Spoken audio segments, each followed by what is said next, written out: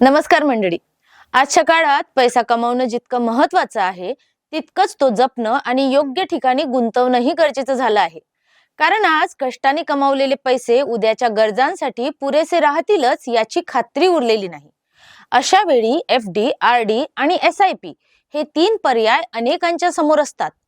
पण त्यामागचा नेमका अर्थ आणि योग्य उपयोग समजून न घेतल्यामुळे अनेक जण गोंधळात पडतात. FD म्हणजे फिक्स्ड डिपॉझिट, जिथे एक रकमी रक्कम ठराविक कालावधीसाठी सुरक्षित ठेवली जाते. हा पर्याय मनाला थोडी शांती देणारा असतो, कारण किती पैसे मिळणार हे आधीच माहिती असतं. जोखीम कमी, परतावा ठरलेला. म्हणूनच ज्यांना सुरक्षितता हवी आहे, ज्येष्ठ नागरिक किंवा आयुष्यातील पुढच्या टप्प्यांसाठी काही साठवून ठेवायचं आहे, अशांसाठी FD आधारासारखा ठरतो.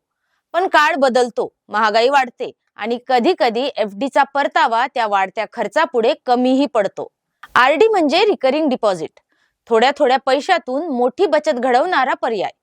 दरमहा बाजूला काढलेली छोटी रक्कम हळूहळू एक मजबूत निधी बनते. ज्यांना एक रकमी पैसे गुंतवणं शक्य नाही, पण भविष्यासाठी काहीतरी साठवायचं आहे, त्यांच्यासाठी RD आशेचा मार्ग असतो. यात शिस्त लागते, पण परतावा मर्यादित असल्यामुळे दीर्घकाळात त्याची ताकद कमी जाणवू शकते. SIP म्हणजे सिस्टमॅटिक इन्व्हेस्टमेंट प्लॅन. थोडी जोखीम पण मोठ्या स्वप्नांची साथ देणारा पर्याय. दरमहा गुंतवलेली रक्कम म्युच्युअल फंडामध्ये जाते आणि काळाच्या ओघात ती वाढण्याची शक्यता असते. SIP मध्ये चढ उतार असतात, कधी घसरणही दिसते, पण संयम ठेवला तर दीर्घकाळात चांगला परतावा मिळू शकतो. मुलांचं शिक्षण, स्वतःचं घर, निवृत्तीनंतरचं आयुष्य, अशा स्वप्नांसाठी SIP अनेकांचा आधार बनतो. शेवटी एक गोष्ट लक्षात ठेवायला हवी, FD, RD किंवा SIP यापैकी कोणताही पर्याय वाईट नाही. फरक आहे तो आपल्या गरजा, वय, उत्पन्न आणि स्वप्नांचा. पैसा फक्त बँकेत ठेवून सुरक्षित वाटतो, पण तो वाढवण्यासाठी विचारपूर्वक पावलं उचलणं गरजेचं आहे.